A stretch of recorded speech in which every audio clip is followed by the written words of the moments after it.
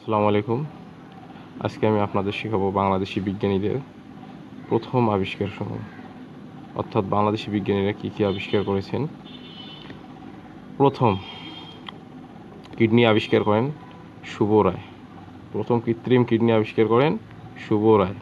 প্রথম কৃত্রিম ফুসফুস আবিষ্কার করেন আয়েশা আরিফিন টুম্পা। আয়েশা আরিফিন টুম্পা কী আবিষ্কার করেন?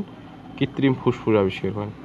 প্রথম কৃত্রিম মস্তিষ্ক আবিষ্কার করেন সাইফুল ইসলাম। সাইফুল ইসলাম কী আবিষ্কার করেন? কৃত্রিম মস্তিষ্ক আবিষ্কার করেন। সৌরচালিত হেলিকপ্টার আবিষ্কার করেন প্রথম ডক্টর হাসান শহীদ। সৌরচালিত হেলিকপ্টার কে আবিষ্কার করেন? ডক্টর হাসান শহীদ। পরিবেশ বান্ধব ঢেউ টিন পাট থেকে আবিষ্কার করেন, অর্থাৎ পাট থেকে পরিবেশ বান্ধব ঢেউ টিন আবিষ্কার করেন মোবারক আহমেদ খান। মোবারক আহমেদ খান কি আবিষ্কার করেন? পাট থেকে পরিবেশ বান্ধব ঢেউ টিন। ধন্যবাদ।